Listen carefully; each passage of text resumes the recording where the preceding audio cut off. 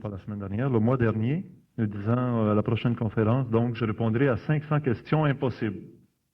Je les ai lues et relues. Oui, vraiment, il y en a qui sont pas mal impossibles. Alors, je ne sais pas si on les prend une à la suite de l'autre ou en suivant certains thèmes. Je les ai sectionnés avec des petits crayons de couleur là, pour que les thèmes soient ensemble. Si on veut, il y a des thèmes où on aborde l'homme, l'évolution de l'homme, la pensée humaine. D'autres thèmes sont très en rapport avec l'ésotérisme. Pourquoi la mort? La mort blanche, la mort noire.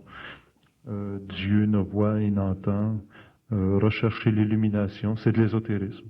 D'autres sont en relation étroite avec Satan, Dieu, le Fils de l'homme, les maîtres du monde, les maîtres du cosmos. Alors Bernard, est-ce que tu préfères qu'on les prenne une par une ou qu'on les prenne par thème? Mais comme tu veux, n'importe quelle façon.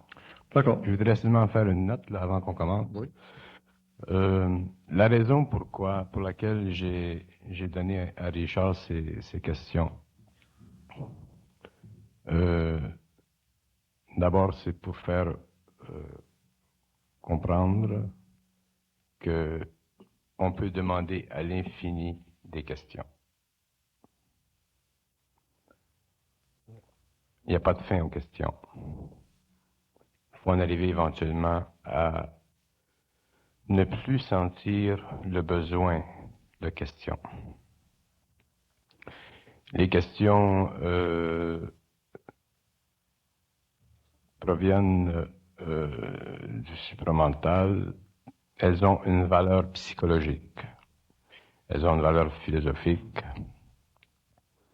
Et surtout, elles ont une valeur vibratoire. C'est très difficile de comprendre ce que c'est qu'une vibration. Il ne faut pas s'attacher aux réponses des questions. Il ne faut pas essayer de comprendre les réponses des questions. Les questions font partie des manèges de l'esprit. Les questions servent à faire avancer l'esprit. Lorsque l'esprit est suffisamment avancé et qu'il a atteint un point plus ou moins grand de fusion, à ce moment-là, les questions ne sont plus nécessaires. Si on a besoin de connaître telle chose ou telle chose, la réponse nous est donnée d'en haut. Alors, la philosophie n'existe plus et la science commence un nouveau cycle. Alors, on peut aller avec les questions. La première question, quelle différence y a-t-il entre la science interne et la science externe? La science interne, c'est la connaissance de tout, à tous les niveaux de la création. C'est la capacité illimitée chez l'homme de savoir d'une façon certaine ce qu'il doit savoir. Ce qu'il doit savoir. Dans la pénétration des mystères du cosmos, il n'y a rien de caché. Mais dans le processus de pénétration des mystères du cosmos, il y a des étapes. Et dans ces étapes, il y a des conditions qui sont établies par les ajusteurs de pensée. Il y a aussi des conditions sous lesquelles doivent travailler des aides ou des guides spirituels. Les lois sont très fixes, très sévères. Alors, quand on parle de la science interne, on parle de la science universelle, on parle du droit indivisible que possède l'homme à acquérir cette science. Pas à l'acquérir par le truchement de son ego, mais à l'acquérir comme étant le résultat d'une évolution qui l'amène éventuellement en contact avec les hiérarchies qui dirigent le cours de l'évolution sur le plan physique ou sur les autres plans. La science externe, c'est la science que l'on connaît dans toutes ses phases, avec toutes ses failles, avec tout son progrès, ses bonnes choses et ses mauvaises choses. C'est une science divisée, c'est une science qui est le produit à la fois de l'intellect et de l'intuition. Si l'homme moderne, le scientifique moderne travaillait simplement au niveau de son intuition, la science n'avancerait pas aussi rapidement, la science technique mécaniste, parce que dans le processus de découverte sur le plan de l'intuition l'amènerait trop rapidement dans des domaines avancés de la science pure, et à cause de cela, les structures sociales, politiques, économiques seraient renversées. Alors, la science est intuitée, et ensuite, elle est structurée par l'intelligence, autrement dit, freinée par l'intelligence. Même si l'intelligence se sert du matériel pour organiser des structures valables pour l'évolution foncière de l'homme. La science interne, la science externe sont totalement unifiées dans le processus global de l'évolution, mais elles sont divisées par les passions humaines, l'ego de l'homme, l'ego qui n'est pas conscientisé, l'ego qui va à l'encontre des lois de l'évolution, l'ego qui ne comprend pas les lois fondamentales de l'évolution et des rythmes qui existent à toutes les échelles de la création. Lorsque l'homme entrera dans le cycle total de l'évolution, il connaîtra la science interne, il appliquera cette science interne, mais en relation avec des données totalement conscientes du choc que cette science produira sur la science externe. Lorsque le cosmique, lorsque l'universel se manifeste dans une civilisation par le truchement de la science, il le fait toujours dans l'ordre. Dans l'ordre, ça veut dire dans le temps. L'homme ne connaît pas le temps.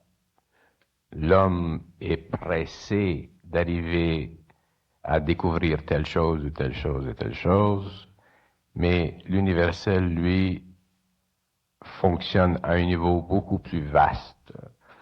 Et la science qu'il donne éventuellement à une civilisation pour l'intégrer dans une surface scientifique totale, c'est-à-dire en relation avec une galaxie, nécessite que l'homme soit arrivé à un certain niveau de compréhension, de transmutation de ses corps, et que les gouvernements du monde aussi aient été saisis par la vibration qui doit pénétrer totalement dans la conscience planétaire. Sans ça, la science cosmique n'est pas possible. Dans la science interne, il y a des aspects qui sont révélés, qui sont transmis, qui sont facilités par la sensibilité de certains individus. Il y a des individus qui travaillent aujourd'hui au niveau de cette vibration, mais ils n'ont pas le pouvoir de l'appliquer à l'échelle mondiale.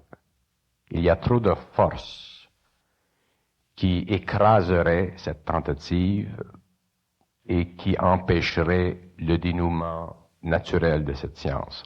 C'est pour ça que la science cosmique, on en parle des sciences cosmiques, on parle de cette science interne, mais il ne faut pas se leurrer.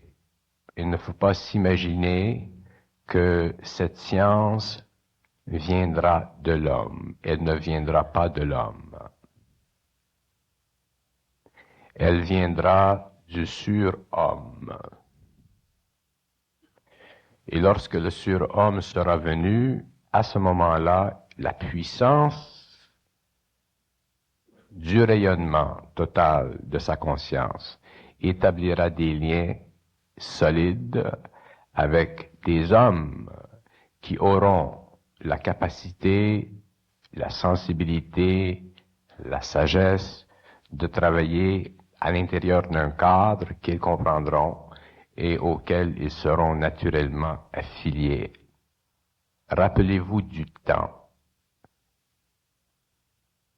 Les gens qui s'intéressent à tous les aspects ésotériques ou occultes du cosmique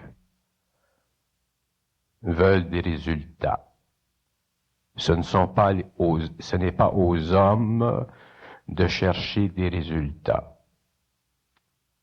C'est à la hiérarchie, ça fait partie du plan de la planète de créer des conditions dans lesquelles éventuellement les hommes pourront travailler et auxquelles ils auront accès. L'homme doit d'abord se comprendre lui-même. Il doit d'abord réaliser en lui-même son lien avec la hiérarchie.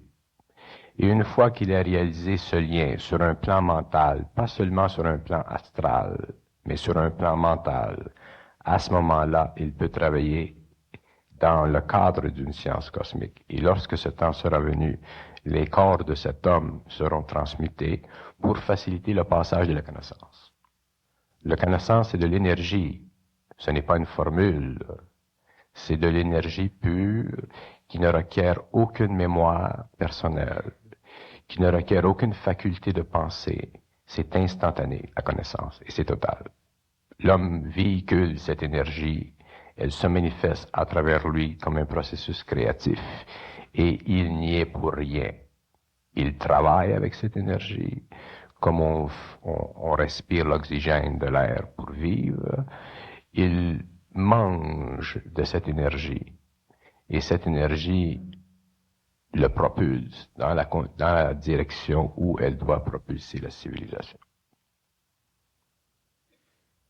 Pourquoi le but final de la science est-il de détruire l'occulte? Parce que l'occulte, l'ésotérisme et toutes ces facettes avancées de la connaissance de l'homme sont des formes prévisibles de l'évolution. C'est-à-dire que ce sont des formes qui sont perçues au niveau de la conscience astrale de l'homme. Et la conscience astrale de l'homme, quelles que soient ses limites, est totalement conditionnée par la conscience des planètes. L'homme doit être totalement libéré de la conscience astrale. La conscience astrale, c'est un peu comme on fait un voyage dans cette conscience astrale, c'est un peu comme si on faisait un voyage en 1980 ou en 1880 avec une vieille charrette. La charrette, elle est fonctionnelle, elle est lourde, elle est limitée, elle est dense. Aujourd'hui et dans les années à venir, on fera des voyages avec des avions plus avancés, avec des systèmes de transport plus développés, plus spécialisés. Alors, en 1980 et en 1890, vous avez deux systèmes de transport. Ils sont tous les deux fonctionnels, mais ils sont tous les deux très différenciés dans leur fonction en relation avec le potentiel voulu ou désiré. Et c'est la même chose entre la conscience astrale et la conscience mentale. La conscience astrale sera détruite éventuellement.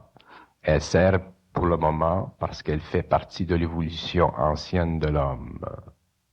La conscience astrale fait partie de l'évolution de l'homme dans ce sens que par le passé, elle a servi à relier l'homme à la symbolique de l'invisible.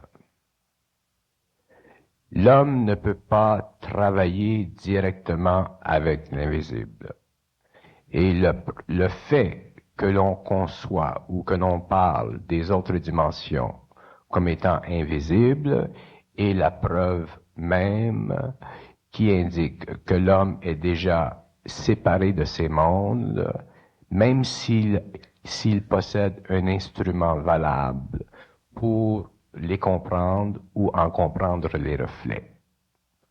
La conscience astrale a donné l'essence à faciliter l'évolution de la pensée occulte ou de la pensée ésotérique. Si vous changez de niveau et que vous tombez dans le mental pur, toutes les définitions de l'ésotérisme ou de l'occultisme sont sujettes à être redéfinies, mais dans un cadre qui ne suffit plus à donner à l'ego intellectualisé une formule suffisante pour faire vibrer sa curiosité. L'astral sera éventuellement détruit. D'ailleurs, dans la 6e race, dans le plan de vibration où s'effectueront les grands travaux de l'humanité, l'homme ne se servira plus du corps astral pour fonctionner avec la hiérarchie. Ce corps est très impuissant. Il est limité spatialement au système solaire. Il est incapable de voyager dans le cosmos. Il est incapable d'entrer en contact vibratoire avec des civilisations. Il peut voir, il peut enregistrer des images projetées par ces civilisations sur son écran mental, mais il n'a pas le pouvoir lui-même, au niveau de sa propre volonté, de diriger l'organisation et la fonction évolutive de la civilisation terrestre. C'est un vieux corps, le corps astral. C'est un corps animal qui est plus ou moins développé chez certains individus. Et c'est de ce corps et de cette fonction corporelle, éthérielle, mais très réelle, que nous est venu toutes sortes d'aspects de la connaissance de l'invisible, des aspects qui ne sont pas universalisés, des aspects qui ont créé des écoles, des divisions de pensée, un peu comme on a chez nous au niveau de la philosophie. L'astral a fait beaucoup pour l'homme, mais bientôt l'astral ne suffirait plus à l'homme. Le mental pur n'a aucun point de référence. Le mental pur est totalement vide. Dans le mental pur, il n'y a pas de symbole, il n'y a pas de lettres, il n'y a pas de chiffres. Il y a seulement de l'énergie.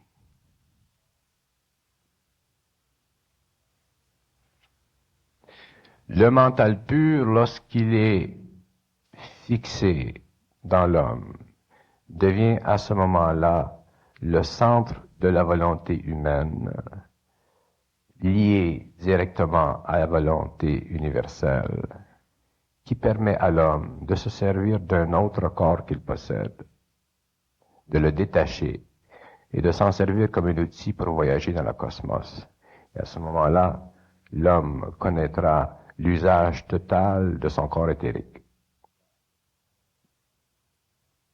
J'essaie de faire comprendre depuis le début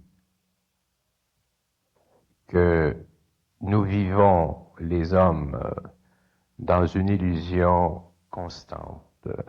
Cette illusion, avec les siècles, est devenue de plus en plus structurée, de sorte qu'aujourd'hui, cette illusion est devenue une réalité. Pour certains, elle est devenue une curiosité. Pour d'autres, elle est devenue un fondement pour l'évolution spirituelle. L'homme saura un jour que la spiritualité, c'est la fin, c'est le terminal, c'est le point où le corps astral donne à l'homme la plus profonde lumière de son illusion. Et cette illusion, c'est la spiritualité. Il ne faut pas nier ce qui est dans le passé. Ce qui est dans le passé fait partie de l'évolution. Ce qui est dans l'avenir fait partie aussi de l'évolution. Et ce qui sera dans d'autres avenirs fera aussi partie de l'évolution. Ce que nous devons être capables de faire, c'est de laisser tomber le voile à un certain moment et ne pas souffrir émotivement, ne pas s'attacher au passé.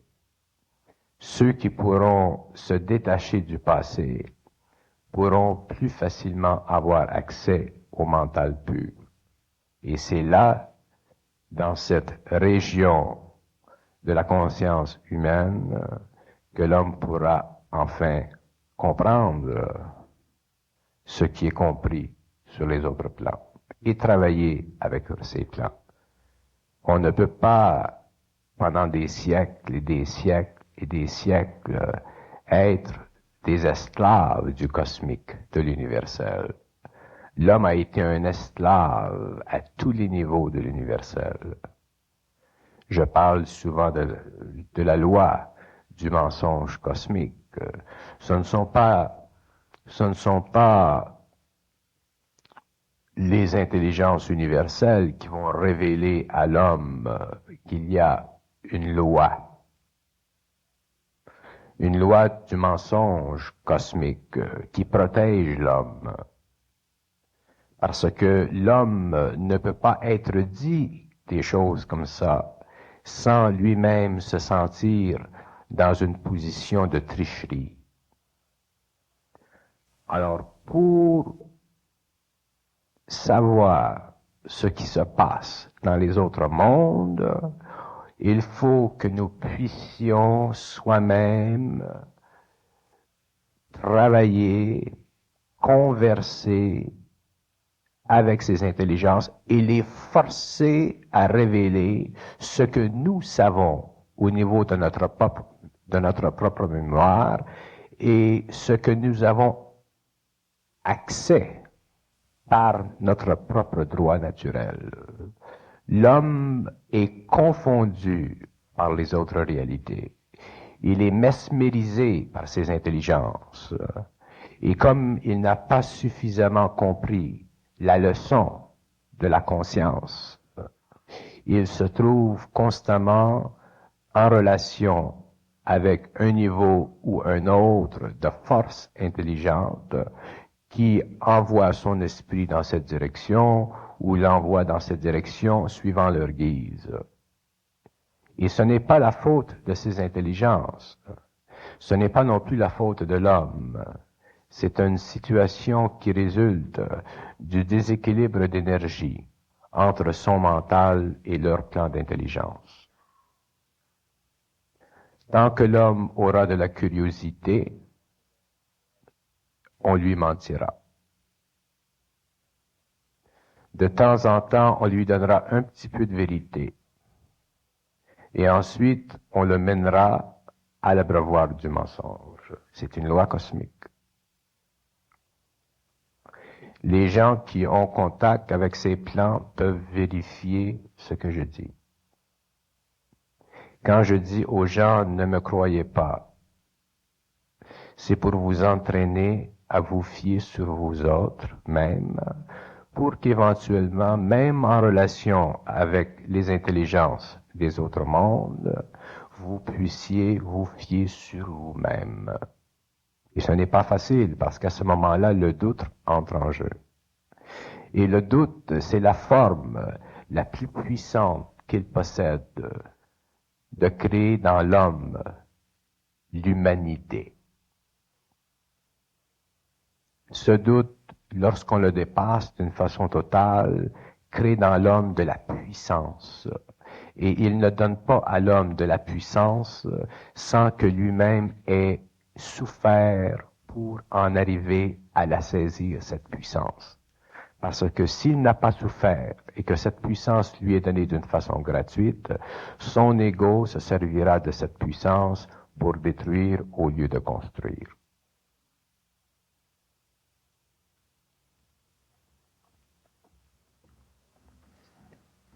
Je m'aperçois qu'en même temps, Bernard répond à plusieurs questions qui étaient déjà préparées. Alors, je lui pose la question numéro 134, qui a peut-être répondu à 22 autres questions. Et d'autant plus qu'il y a beaucoup de facilité à répondre aux autres questions avant de répondre à la question que j'ai posée. C'est un autre problème, ça. Pourquoi, alors la dernière question ici sur la science, pourquoi l'homme doit-il se méfier aujourd'hui plus que jamais de ses propres inventions? Parce que l'homme ne connaît pas totalement les lois de la nature. Il crée des inventions et avec le temps, il peut corriger ses inventions. Dans le processus, beaucoup de destruction peut suivre de ces inventions. On a, je prends l'exemple que tout le monde connaît, la pollution. L'homme est en train de polluer la planète. Il crée des inventions, il ouvre des industries. Les rebuts de ces industries vont dans les systèmes fluviaux et il se produit graduellement une dégradation de son environnement. Cette dégradation est le produit de la science. Il crée autour de lui un environnement qui devient de plus en plus détrimental à son évolution biologique, à l'évolution biologique des espèces, à l'équilibre entre les ordres, et il crée dans la conscience planétaire un malaise qui est très grand, mais dont il n'est pas conscient, parce que l'homme n'est pas conscient de la conscience de la planète. L'homme ne réalise pas que la planète, c'est un organisme, c'est un être qui ne ressemble pas à l'homme morphologiquement parlant, mais un être de très très haute évolution. Et cet être-là est constamment amené à réduire son potentiel vital parce que justement l'homme ne connaît pas les lois totales de la science. C'est très dangereux. Et qui en souffre? Les animaux, les insectes et l'homme. C'est pourquoi, quand bien même on aurait des cerveaux électroniques, quand bien même on aurait des universités remplies de livres, quand bien même on aurait des individus pleins ou remplis de bonne volonté, ces choses se produisent parce que l'homme fonctionne sous une loi mécanique. Si l'homme était en contact avec l'universel et qu'il travaillait dans un laboratoire, disons par exemple un laboratoire biologique, où il faisait des expériences en génétique, si à un moment donné, son intuition scientifique s'égarait, on dirait non, il ne faut pas faire ça, il faut aller là. Alors là, il irait par là, il continuerait. Et s'il s'égarait, on dirait pas là, par là. Et éventuellement, il y aurait un produit plausible qui s'identifie avec la loi cosmique. Et si vous étendiez ça à 50 000 recherchistes, vous auriez une société dans tous les domaines, architecture, génie, nucléaire, une société qui produirait pour ses membres quelque chose de très grand. Mais l'homme n'a pas cette conscience. Alors, si la compagnie traite d'un produit qui vaut des millions de dollars, si la compagnie a à payer des salaires énormes et qu'elle doit aller chercher un contrat pour mettre cette machine en marche, elle va tout faire pour aller le chercher. C'est normal, ça fait partie des passions de l'homme. Mais lorsque vous êtes rendu avec une technologie aussi avancée que nous possédons aujourd'hui, avec des systèmes de ramification, avec des systèmes de distribution, des systèmes de communication, des systèmes d'application aussi vastes que nous possédons, on réalise très nettement que le danger devient exponentiel. Et dans une période très courte, peut-être de 2, ou de 3 ou de 4 générations, vous avez un fiasco. Quand je dis qu'il n'y a pas de science sur la Terre, je dis que la science est une forme de science. La science ne peut pas faire d'erreur. Idéalistiquement, philosophiquement, parce que les scientistes sont de grands hommes, ils cherchent. Tous les scientistes ont de la bonne volonté. Les gens ont de la bonne volonté, mais mélangé à cette bonne volonté, il y a un haut pourcentage d'ignorance. Et c'est ça qui crée la situation. Et c'est pour ça que la science, aujourd'hui, devient de plus en plus dangereuse.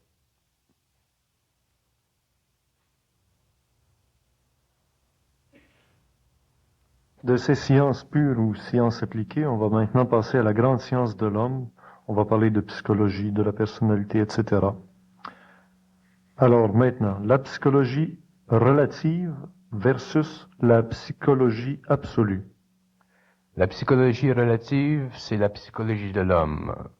C'est tout le fondement psychique de l'homme lié à ses pensées et à ses émotions. Tout ce que l'homme pense de la réalité, tout ce que l'homme pense de ses relations avec la réalité, tout ce que l'homme pense de sa relation avec les hommes, tous les mécanismes personnels et interpersonnels qu'il établit au cours de sa vie, tout ça, autrement dit, la vie humaine est le produit d'une psychologie relative. La psychologie absolue, c'est la psychologie, c'est-à-dire c'est un rapport vibratoire entre l'homme et l'universel. C'est un rapport étroit. C'est un rapport qui permet à l'homme d'agir d'une façon et non pas d'une autre.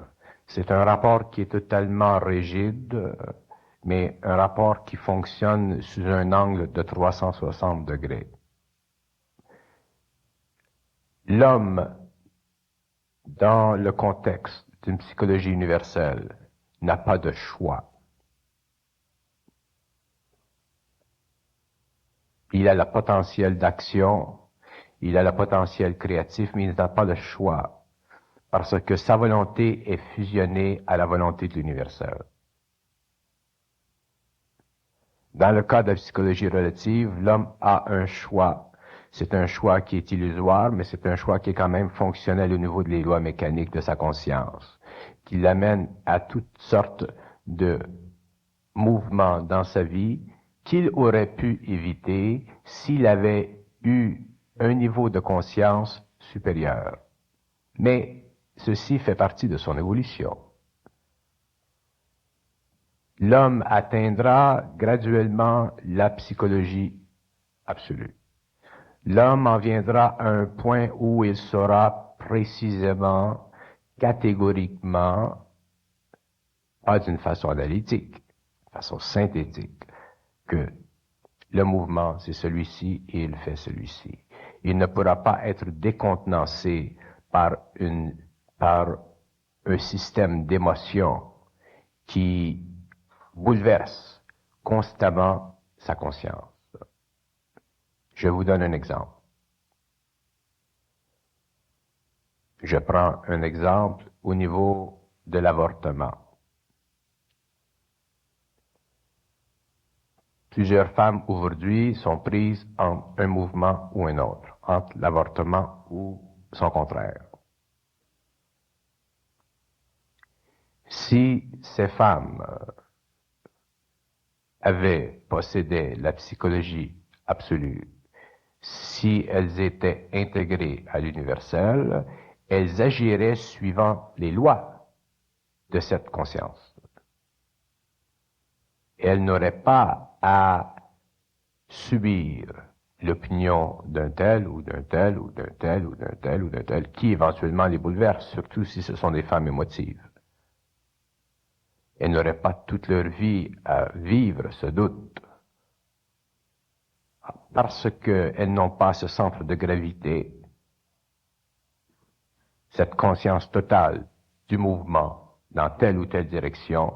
Elles vivent les remous de cette expérience. Et ça, je prends cette expérience parce que c'est une expérience émotive pour la femme. Mais ça, c'est général à tous les niveaux de la société, à tous les niveaux de la décision. L'homme qui a une opportunité de changer de job, quelqu'un l'appelle et lui dit « j'ai un job pour toi ». Là, il va se casser la tête. Est-ce que je devrais laisser ma job, pas la laisser? Peut-être que le salaire est passé, peut-être qu'il est mieux, il faut que je déménage, papa. S'il avait la psychologie universelle, il dirait, qu'est-ce que je fais? On dirait, fais telle chose, il le fait, c'est fini. Paf! Et à ce moment-là, il s'ouvrirait d'autres portes qu'il ne voit pas. Au lieu de souffrir pendant X temps d'une condition qui relève totalement de ta psychologie relative, c'est-à-dire de ses émotions, de ses idées, de ses préjudices, de ses craintes, de ses doutes, de tout l'esclavage humain. L'homme est un esclave. Tous les hommes sont des esclaves. Ils sont des esclaves tant qu'ils n'ont pas compris que en eux, il y a une force puissante, universalisante, synthétique, totale, au-delà du bien et du mal.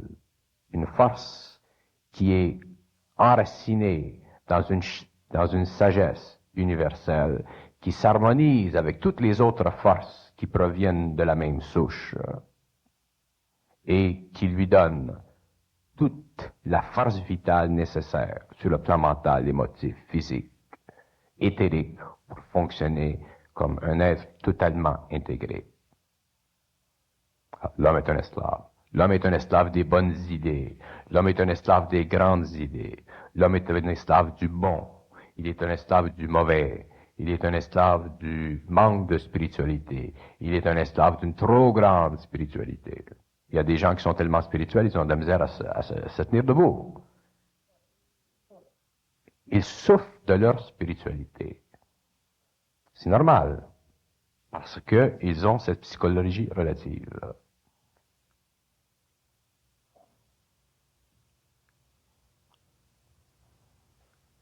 Une phrase ici sans doute à commenter. Ne cherchez pas à vous améliorer, la vie s'en charge. Ce besoin fait partie de la vie. Quand je dis ne cherchez pas à vous améliorer, j'essaie de faire comprendre que tous les désirs spirituels que vous avez font partie de votre nature spirituelle, de votre nature évoluée. C'est évident que les gens évolués cherchent à s'améliorer. C'est le beau côté de la nature humaine. Mais à tout défaut, il y a une qualité, et à toute qualité, il y a un défaut.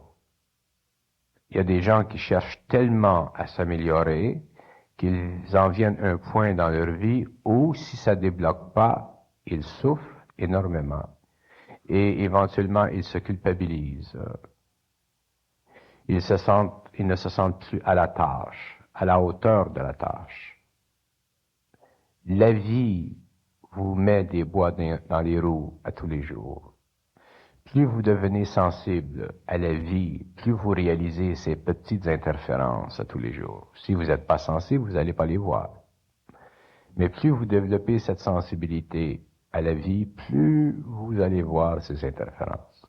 Si vous savez comment fonctionne la vie, si vous savez comment fonctionne l'homme en relation avec la conscience, à ce moment-là, la vie, dans tous ces petits trucs, vous allez la comprendre. Pas par le biais d'une psychologie, mais vous allez la comprendre en relation avec votre capacité d'absorber tous ces événements sans toujours retomber sur le ventre, sans toujours vous perdre votre énergie et perdre votre énergie et perdre votre énergie. Ce n'est pas nécessaire à l'homme de souffrir. L'homme souffre parce qu'il est ignorant.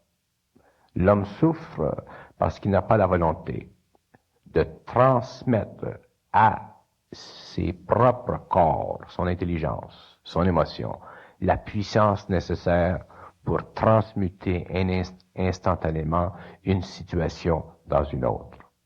L'homme souffre par ignorance.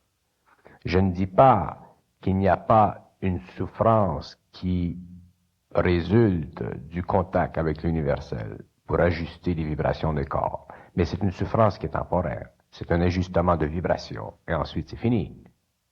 Mais cette souffrance-là n'a rien à voir avec la vie. Elle a à voir avec nos vibrations, mais elle n'a rien à voir avec la vie. On ne souffre plus de la vie, on ne souffre plus de la maladie, on ne souffre plus de la mort, on ne souffre plus de toutes ces choses qui causent chez l'homme une angoisse perpétuelle. Mais pour comprendre le côté caché de la psychologie humaine, il faut éventuellement avoir un contact intelligent avec des intelligences qui travaillent avec les forces de la vie. Ce sont ces intelligences-là qui peuvent nous expliquer des choses qui sont trop loin dans notre futur ou trop en dehors de notre expérience personnelle. L'homme a été coupé de l'invisible pendant des siècles, où il a été en contact avec l'invisible par le truchement d'une certaine astralité.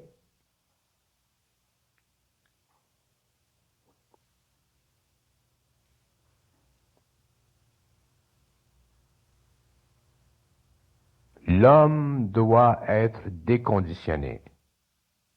Pas brainwashé, c'est pas pareil. L'homme doit être déconditionné et il doit lui-même se déconditionner. Il doit avoir lui-même en lui la capacité de se déconditionner. Et lorsqu'il développe cette capacité de se déconditionner de toute cette psychologie relative, moi j'appelle ça les idées des autres, à ce moment-là, il commence à se servir de ses propres idées. Vous ne pouvez pas vivre toute votre vie au crochet d'une idéologie ou d'une autre idéologie. L'homme doit retourner à l'invisible. Il doit recommuniquer avec l'invisible. C'est ça l'évolution.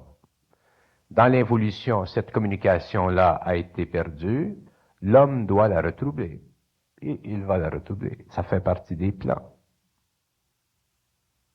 Tout ce que j'essaie de faire comprendre aux gens, c'est que pour retrouver ce contact, cette communication, il faut comprendre certains mécanismes qu'on ne peut pas comprendre par notre propre intelligence.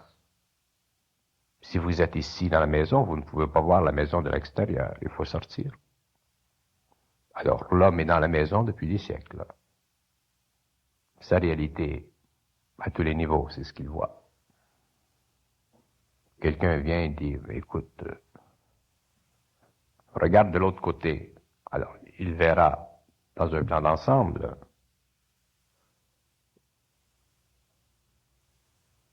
Si vous vous attendez à des miracles, vous allez frapper un nœud.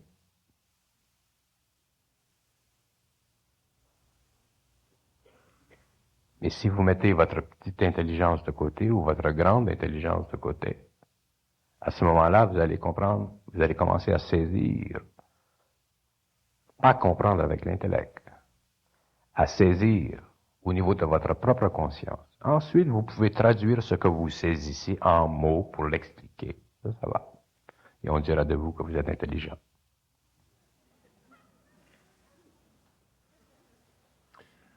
La clé de l'homme, c'est la patience.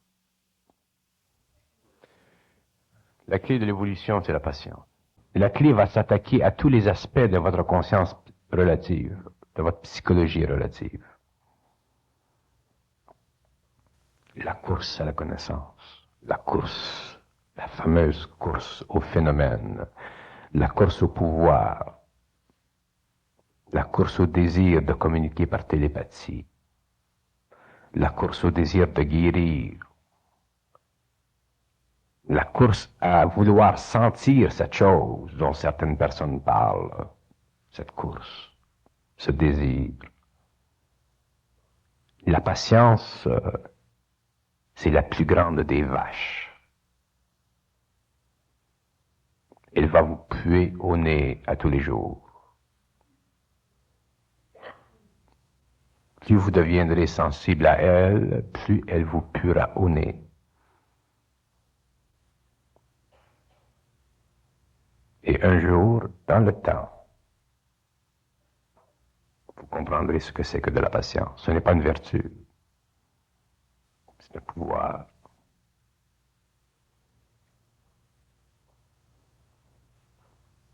C'est un facteur rythmique. Ça fait partie de la conscience.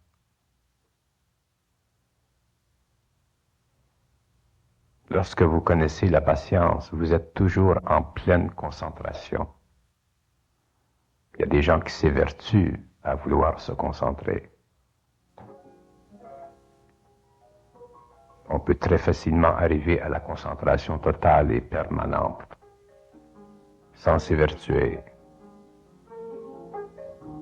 Et c'est la patience qui nous amène à cet état de neutralité entre le mental, l'émotion et le reste.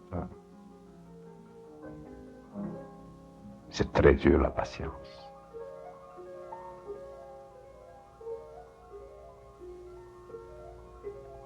Elle fait souffrir, la patience. Ne la désirez pas. Vous ne pourrez jamais l'atteindre si vous le désirez.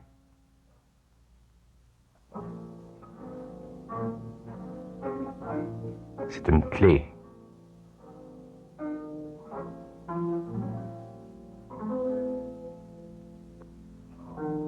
C'est lié au temps psychologique. Ça détruit le temple du temps psychologique. Ça vous amène vibratoirement, éventuellement en harmonie avec la conscience universelle. Je ne parle pas du silence, le fameux silence, qu'on doit être en silence. Ça, c'est une chose. Il y a des gens qui peuvent être en silence parce qu'ils n'ont rien à faire. Si vous êtes sur le coin d'une montagne, évidemment, vous pouvez être en silence. Maintenant, vous m'excuserez, je pense qu'il y a des anges au ciel là, qui sont descendus un peu trop bas. On a de la misère à vous entendre, Jean-Paul, je ne sais pas si tu le sais, mais les anges, fallait monter un peu plus haut. Aviez-vous de la misère à suivre Bernard avec la musique? Oui, non, oui. Bon, il y a des gens qui disent oui, moi-même de mon côté, je les imaginais, là, je perdais patience, ben c'est ça.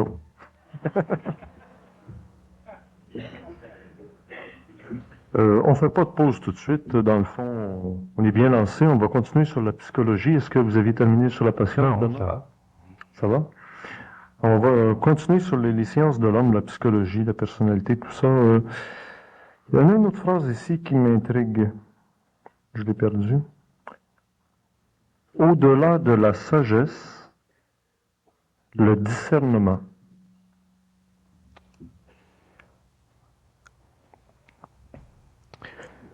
La sagesse, c'est une attitude envers la vie. La sagesse, ça fait partie d'une philosophie de l'homme. C'est le résultat d'une philosophie. Le discernement, c'est une faculté précise du mental qui permet de tuer la sagesse.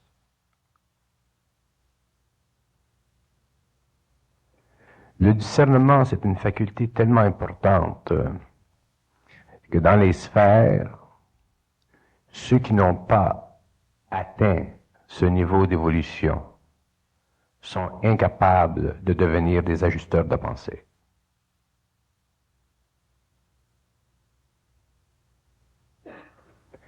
La sagesse, c'est bon pour les hommes.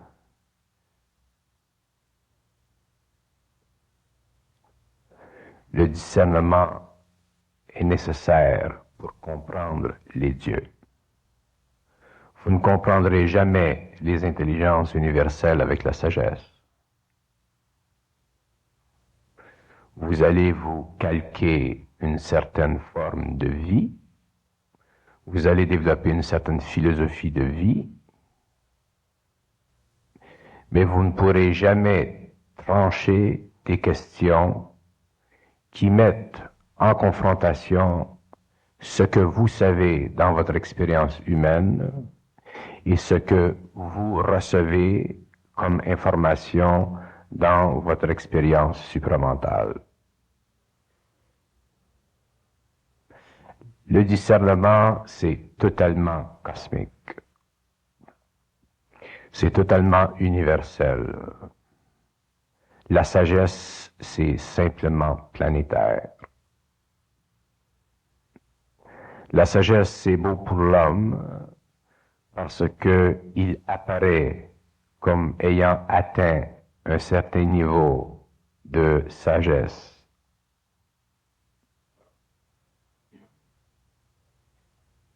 Je n'emploie pas le même mot pour rien. La sagesse, c'est une limite. C'est une limite que s'impose l'homme dans la correction permanente de son savoir. Un homme qui est arrivé dans la sagesse doit éventuellement mourir. Sa mort l'amène à de très hauts plans de l'évolution. Mais s'il doit revenir par choix pour construire et non aider, à ce moment-là, il a besoin d'une arme puissante. Et c'est la discrimination, le discernement. Je parle du discernement et de la sagesse d'une façon totalement occulte. Ce que vous pouvez percevoir de la sagesse, vous le percevez au niveau de l'émotion spirituelle. La sagesse appartient à l'émotion spirituelle, la grande et haute émotion spirituelle. Le discernement appartient au mental pur. Là où il y a sagesse, il n'y a pas de discernement. Là où il y a discernement, il n'y a pas de sagesse. Ce sont deux niveaux différents d'exploitation de la conscience. Ce sont deux aspects absolument différents, mais intégrés d'une même voie qui mène l'homme à la conquête totale de ses illusions. Dans la sagesse, vous trouverez toujours une forme ou une autre d'illusion. C'est le pouvoir du discernement qui détruira cette illusion. Le discernement, c'est un sabre.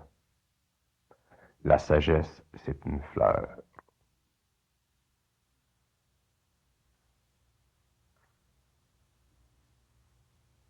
L'humanité a parlé de sagesse, a été élogieuse envers elle, parce que l'homme ne pouvait pas encore marcher de ses propres pieds sur une terre conquise par lui-même.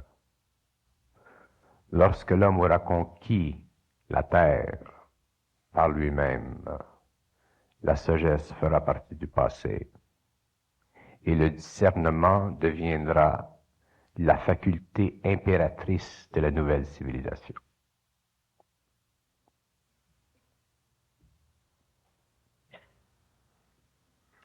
Les désirs Illusion de la volonté. Les désirs sont les illusions de la volonté dans ce sens que la volonté chez l'homme est totalement primitive. L'homme n'a pas de volonté. Les réactions de l'homme sont électriques et chimiques. L'homme n'a pas de volonté parce que s'il avait de la volonté, il ne pourrait pas vivre de la façon qu'il vit. La volonté, c'est universel, ça n'appartient pas à l'homme. L'homme a une puissance volontaire, il a un centre d'énergie qui manifeste cette puissance.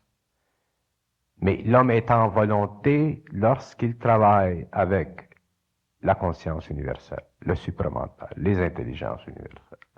Lorsqu'il y a fusion entre le haut et le bas, il y a chez l'homme de la volonté. Tant que cette fusion n'a pas été engendrée, l'homme n'a pas de volonté, avec un grand V.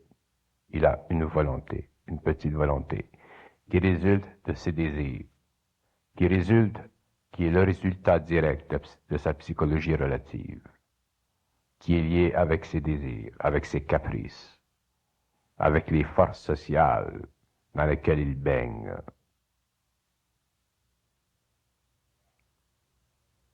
Il y a la volonté cosmique et il y a la volonté personnelle. La volonté personnelle fait partie de la volonté cosmique, mais dans un cadre tellement non enligné que nous avons sur notre planète ce que nous avons. Demandez à un chef d'État de cesser la guerre.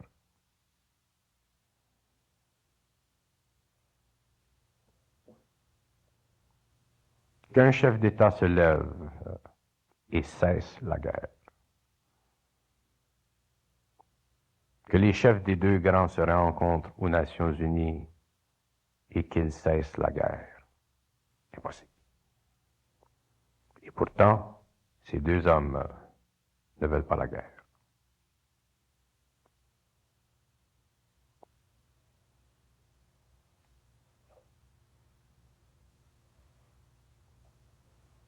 L'homme n'a pas de volonté. Parce qu'il n'a pas le pouvoir. À la volonté est lié le pouvoir de la conscience. Désirer une chose, c'est une chose. Il y a des gens qui parlent du pouvoir du subconscient. C'est vrai.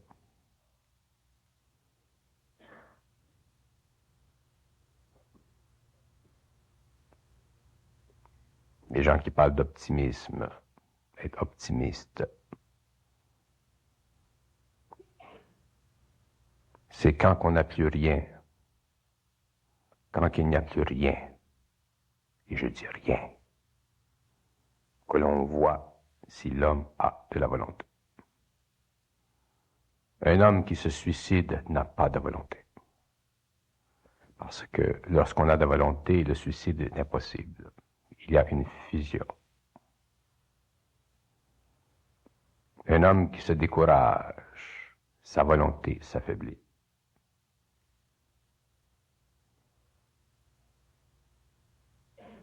Parce qu'on peut faire certaines choses, parce qu'on a un pouvoir financier pour faire telle chose, on décide d'aller en Floride, on décide de faire telle ou telle chose, on s'imagine que c'est de la volonté. Ce n'est pas de la volonté.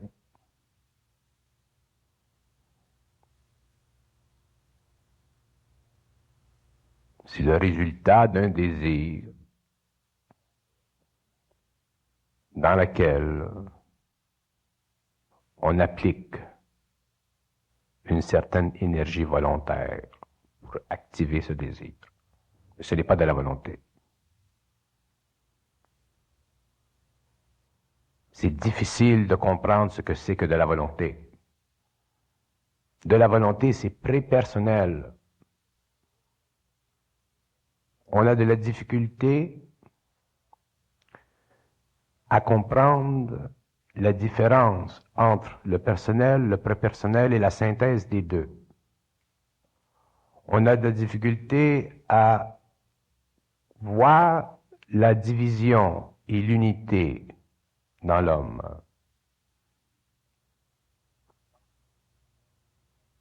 Ça, c'est parce que l'homme a l'illusion qu'il fonctionne par lui-même.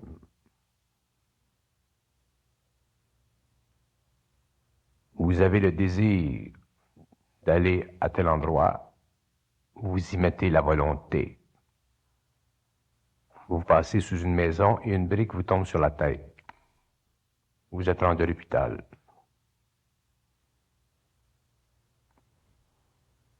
Si vous aviez de la volonté, cette chose-là ne se produirait pas. Parce que lorsqu'on a de la volonté, on contrôle notre propre destinée. On n'est plus influencé par les planètes. C'est ça de la volonté. La volonté, c'est un pouvoir. C'est un pouvoir qui est divin, qui est universel. C'est l'intégration totale entre l'homme et ce qui est plus haut que lui, mais égal à lui. Il ne faut pas toujours se considérer comme des bébites. Et c'est dans ce combat, dans cette collision, dans la rencontre de notre volonté qui est petite, qui n'est pas une volonté encore, mais qui est en puissance. C'est dans la collision de cette volonté qui grandit avec la puissante volonté universelle que l'homme éventuellement développe la volonté. Éventuellement, il y a une fusion. Ça, c'est de la volonté. Là, il est un avec l'ajusteur de pensée. Rien ne peut n'arrêter cet homme.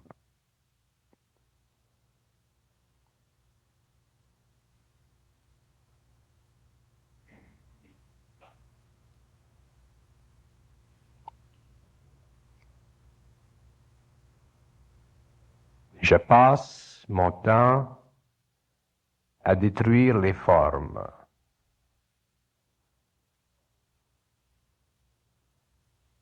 Je ne nie rien, mais je détruis les formes. Et je détruis les formes pour vous permettre de saisir ce que vous ne pouvez pas comprendre. Ce qui est important, c'est de saisir d'abord. Et vous ne pouvez saisir que si vous mettez de côté votre grande intelligence, vos préjudices positifs. Parce qu'il y a des préjudices qui sont positifs, il y en a d'autres qui sont négatifs. Je vous dis telle chose et d'une minute à l'autre, je vous dis, croyez pas ce que je vous ai dit.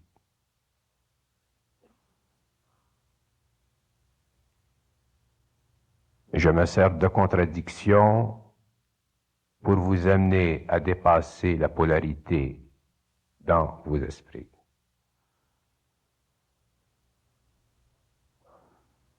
Une fois que vous comprenez, que vous sentez ces mécanismes, petit à petit, il y a un changement de vibration qui vous amène graduellement à la volonté. La connaissance du passé, un jour, bientôt, dans quelques années, à l'intérieur d'une génération, elle ne servira plus. C'est fini. Mais l'homme doit être donné des instruments pour faire face à ce qu'il ne peut pas comprendre, pour que lorsque ce jour vient, il n'est pas pris au dépourvu, qu'il ne tombe pas dans la mascaraderie, dans le carnaval, dans les sectes religieuses, dans des sectes quelconques.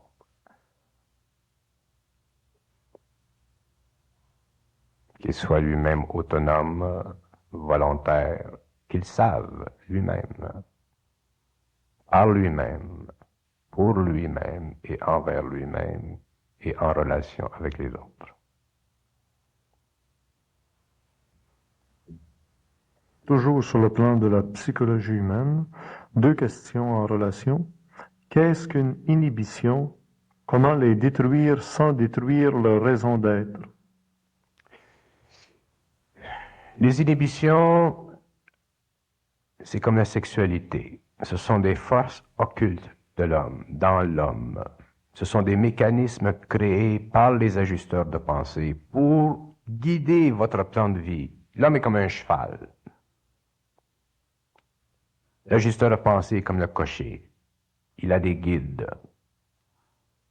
Comme il ne peut pas communiquer directement avec l'homme, il a des mécanismes qu'il transmet à l'homme par vibration, parce que tout se fait par vibration. Ça se manifeste chez lui au niveau de sa chimie, de son électrique. L'homme connaît de ces réactions, de ces phénomènes comme de l'inhibition, de la gêne, une incapacité de décider. Il y a des personnes qui ne peuvent pas décider. Il y a des personnes, vous leur donnez 2 robes, une bleue et une rouge, ils ne pourront pas faire. Vous leur donnez une robe, ils ne pourront pas faire. Ils ne peuvent pas prendre de décision. Ils sont toujours indécis. Et c'est malgré eux. Ces mécanismes font partie de l'homme. Ils font partie de la relation entre l'homme et l'universel. Mais l'homme ne dialogue pas avec l'universel. L'homme est coupé de l'universel. L'homme subit l'universel. On appelle ça de l'ignorance. Tant que l'on subit l'universel et qu'on ne connaît pas les lois de cet universel en soi-même, on est dans l'ignorance. Et qu'est-ce qui se produit? Ce cher petit ego souffre. Il souffre. Il y a des égos qui souffrent toute leur vie. Comment voulez-vous que la puissance créative autonome de l'individu se manifeste dans sa vie si ces mécanismes-là le freinent et qu'il ne connaît pas les lois de ces mécanismes et qu'il ne puisse pas à un certain moment les détruire totalement pour laisser passer l'énergie? Tous les hommes ont des talents. Il n'y a pas une personne dans la salle ici qui n'a pas un talent. Il y a des gens qui travaillent, qui lavent la vaisselle et qui rêvent de jouer le piano. Ils rêvent. Ils ont ça en eux. Ils ont la vibration. Et c'est comme ça à travers la société. Si chacun pouvait trouver sa place, son travail, ce serait très bien. Mais il y a toutes sortes de mécanismes qui bloquent. La sexualité, c'est la même chose. Je ne peux pas aller en profondeur quand je parle dans une salle. C'est interminable, les sujets. Je parle un petit peu d'ici, un petit peu de ça, un petit peu de ci, un petit peu de ça, pour vous donner une vue d'ensemble, là. Et c'est très difficile d'éliminer ces mécanismes d'inhibition. Un des points de départ, c'est de ne pas se casser la tête. Au niveau de l'ego, de l'orgueil personnel, de la fierté personnelle, de se dégager égoïquement de leur puissance en soi-même.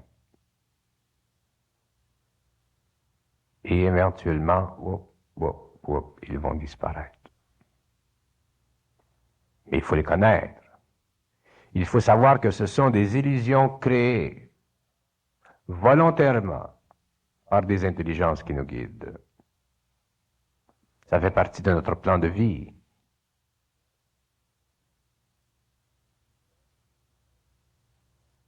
L'homme est occulte.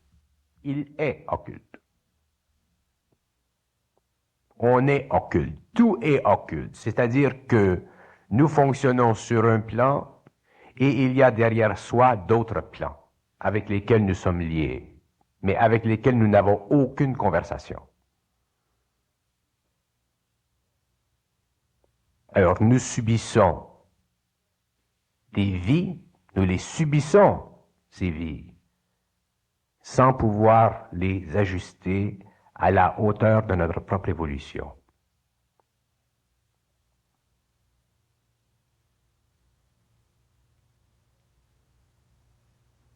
Nous courons à gauche et à droite pour avoir des solutions.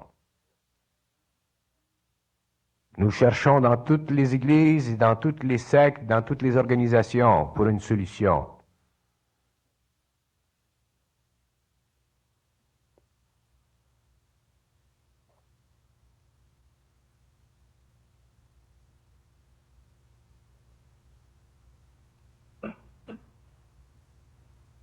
Les solutions ne peuvent nous être transmises que par eux. Et chacun de nous a une intelligence qui s'occupe de lui. Mais nous la foutons constamment de côté, constamment de côté, constamment de côté. L'intuition, ça fonctionne pas. Hop. Alors, on se fie à l'intellect.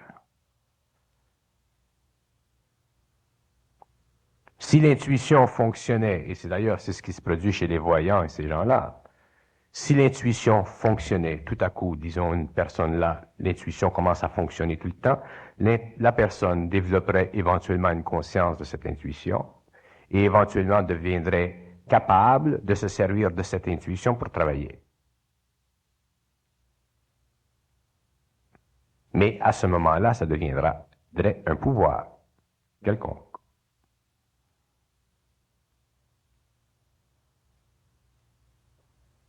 Alors, qu'est-ce qu'on fait? On va brouiller l'intuition à un certain moment pour que l'ego soit toujours dans la mesure exacte de ce qu'il doit être, ni rien ni plus. Jusqu'au jour où l'ego réalise que ces normes qui lui sont imposées, qui font partie de son plan de vie, les influences planétaires, soient brisées.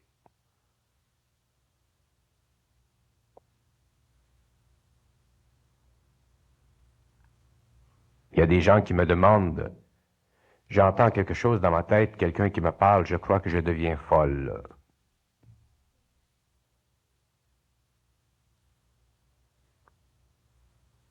Je comprends l'angoisse des gens, et plus ça va se manifester, ça fait partie des temps.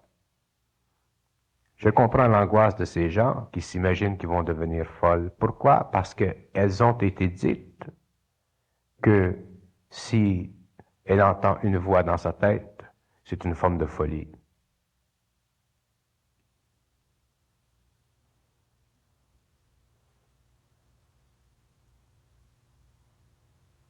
C'est grave.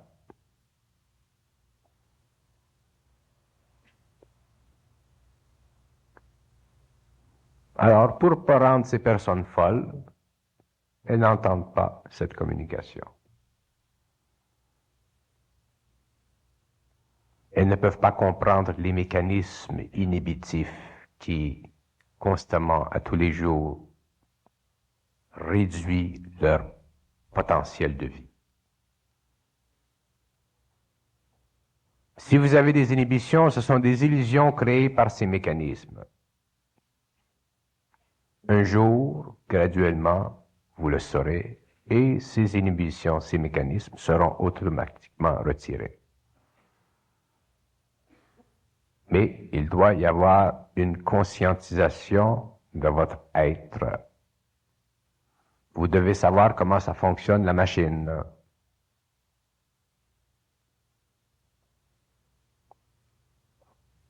Avant de faire la pause, Bernard, 3 réalités psychosociales que vous apportez vous-même dans vos questions. La première, le divorce dans notre société moderne occidentale, est-il bon ou mauvais?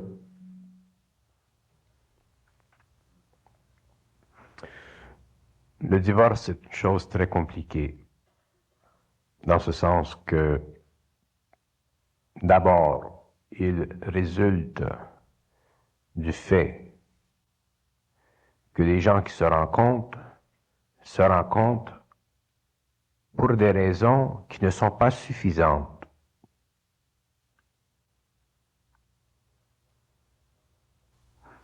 Ils se rencontrent parce que lui, il a une bonne job ou elle a un beau corps physique.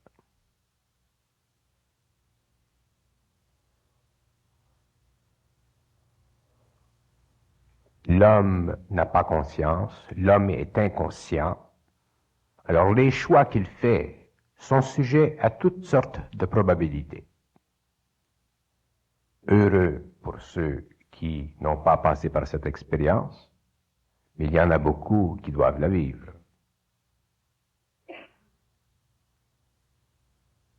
Moi, quand le contact s'est fait, je n'étais pas marié. Je me demandais si j'étais pour avoir femme ou non. J'ai demandé, on m'a dit oui.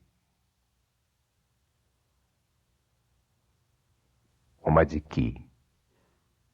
On m'a dit quand? Il n'y a rien sur le plan matériel, sur le plan des influences planétaires ou autres, qui peut briser ça. C'est impossible. Pas parce qu'elle est plus belle qu'une autre, ou qu'elle est plus intelligente qu'une autre, ou ci ou ça, non. Mais parce que la liaison, elle est faite pour des raisons plus grandes que ce que détermine en général l'ego, le corps de désir. Il y a des gens qui se rendent compte qui retardent leur évolution. Mais pour que ces gens puissent réaliser qu'ils retardent leur évolution et qu'ils décident de se séparer pour cette cause, il faut que ce soit des êtres assez avancés. Alors, s'ils se repoussent, ce sera pour des raisons qui sont en général purement matérielles. Matérielles dans le sens que la vie ne leur aura pas donné les instruments nécessaires pour leur permettre d'exercer dans une joie quelconque ou d'une façon assez permanente les désirs qui sont les leurs. Le divorce, ça fait partie de la décadence de la civilisation occidentale. Pendant des années, on vous disait, tu maries une femme, tu la gardes jusqu'à la mort. Bien obligé. C'était des lois sociales qui ont fait leur travail. Il y avait des raisons pour ces lois sociales. Mais l'homme évolue, la psychologie évolue. Il y a un changement, une plus grande liberté chez la femme.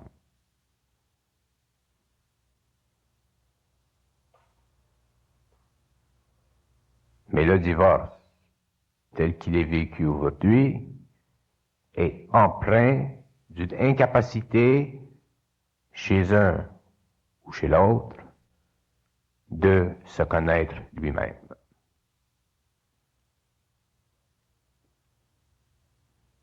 Il y a des couples qui s'ajustent, c'est complexe le divorce, c'est très complexe. Il y a plusieurs raisons. Il faudrait que je voie des gens personnellement pour faire une explication. Ça change avec chaque couple. On ne peut pas faire un tableau général pour le divorce. On peut en tracer les grandes lignes. Ça fait partie de la décadence, mais ça n'explique rien chez l'individu.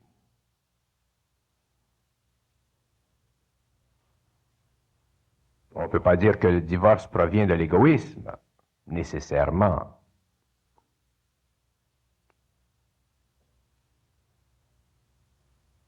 Mais on peut dire que le divorce, c'est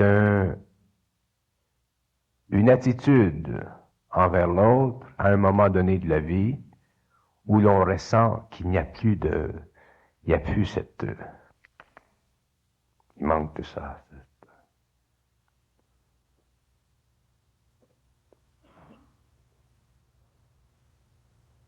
Mais ça fait partie du plan de vie de chaque personne.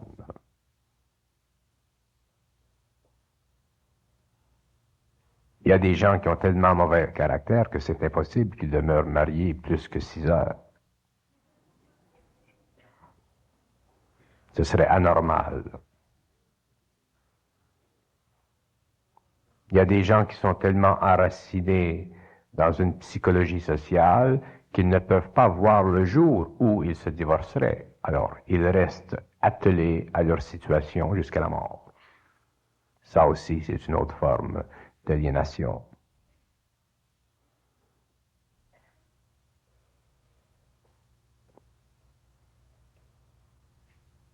parler du divorce globalement,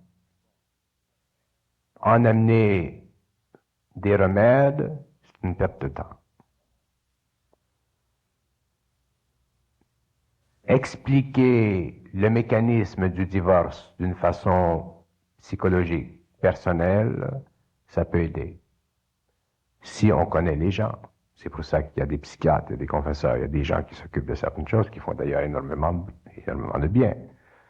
Marriage Encounter, tous ces organismes.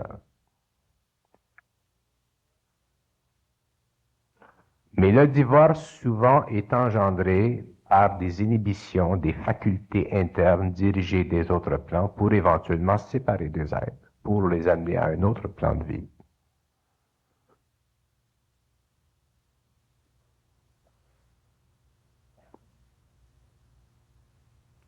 Quand je dis que le divorce est le résultat de la décadence de la civilisation, je ne veux pas dire que le divorce lui-même est nécessairement décadent.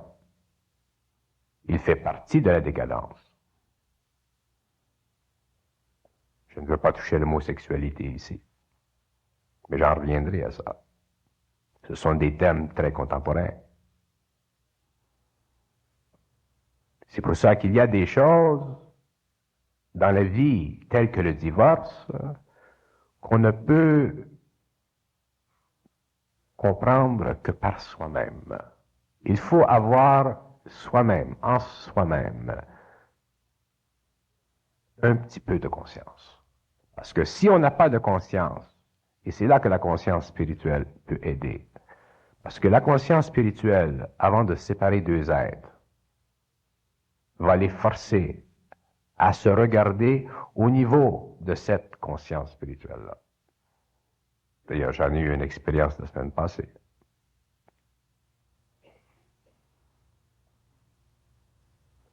Mais des gens qui n'ont pas cette conscience spirituelle et qui vivent simplement dans le matériel de la vie, de la pensée matérielle de la vie, éventuellement ne sentent plus cette vitalité qui les unit les uns aux autres. Et l'homme est en recherche, est en quête constante de vitalité. Constamment. L'homme a besoin de constamment refaire et refaire et refaire ses énergies. Alors, la femme a un rôle là-dedans et l'homme a un rôle. Mais la psychologie de l'homme et de la femme est tellement encore primitive, est tellement instable, elle est tellement émotive, que le moindre choc qui se produit dans leur environnement matrimonial peut facilement, aujourd'hui, maintenant qu'on a levé les poutres de la désobéissance, devient pour eux quasiment un jeu d'enfant. Ils sont mieux divorcés que attelés.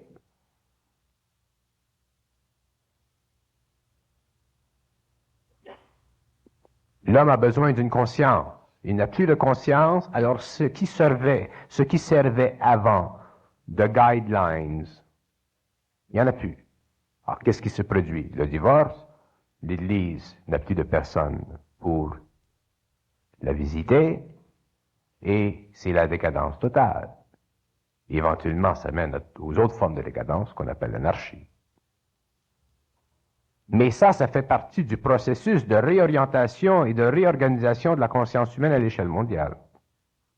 Vous avez au Japon des jeunes aujourd'hui qui laissent leur famille et qui s'en vont dans l'industrie, ces pauvres vieux qui sont habitués à une tradition dans laquelle, à un certain âge, les enfants prennent soin des parents, et tout à coup,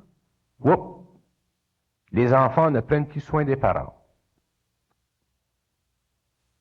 Alors, souvent, il y a du suicide parmi ces personnes du troisième âge.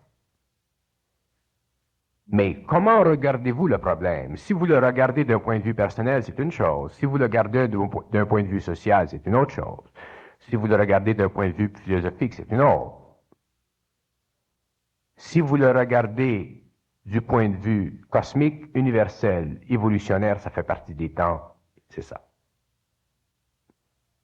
C'est la condition nécessaire pour établir de nouvelles formes de relations chez l'homme, qui mèneront à une réorientation des liens du mariage, qui mèneront à une nouvelle forme de genèse concernant les liens étroits entre hommes et femmes. Ce sera une nouvelle société. Alors nous vivons ça. Nous vivons dans cette période de gestation. Et cette période de gestation, sur le plan psychologique, sur le plan humain, sur le plan personnel, elle est pénible. Alors, qu'est-ce qu'on dit? Est-ce qu'on dit, bon, ben, ça fait partie des temps, il n'y a rien là? Non. Parce que chaque homme a en lui la capacité de mettre dans la vie, dans sa vie, de l'ordre. Et pour faire ça, il faut de la volonté. Il faut être vigilant. Il faut être bon. Il faut aimer. Il faut savoir aimer. Il faut savoir donner. Il faut être patient. Il ne faut pas être trop orgueilleux. Un petit peu de fierté, ça peut aider. Pour donner du basace à la personnalité mâle, masculine. Un petit peu de vanité, ça peut aider la femme pour la rendre belle. Sans ça, si on n'a pas ça, on devient automatiquement spirituel et on devient des échevelés. Jusqu'à temps qu'on comprenne la leçon de l'illusion. La deuxième réalité psychosociale, c'est justement l'homosexualité. Vous en avez glissé d'ailleurs un mot.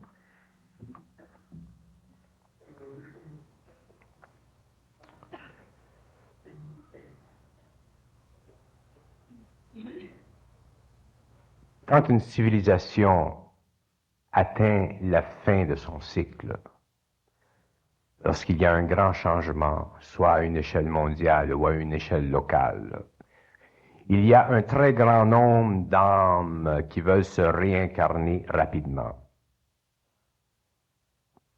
Ils attendent en ligne, sont pressés. Ils n'ont pas eu le temps de perdre cette mémoire antérieure.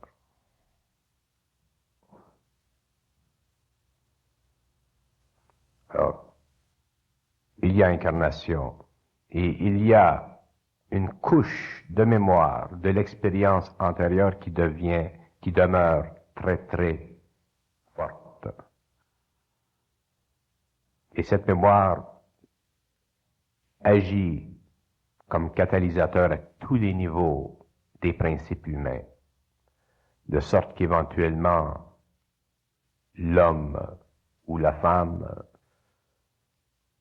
ont des activités humaines, sexuelles ou artistiques ou au niveau de la personnalité que l'on appelle homosexuelles.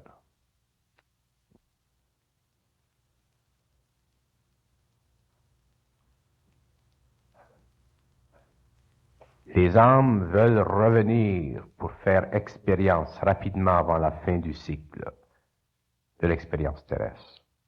Il se produit ce phénomène. Ça, c'est sur le plan cosmique.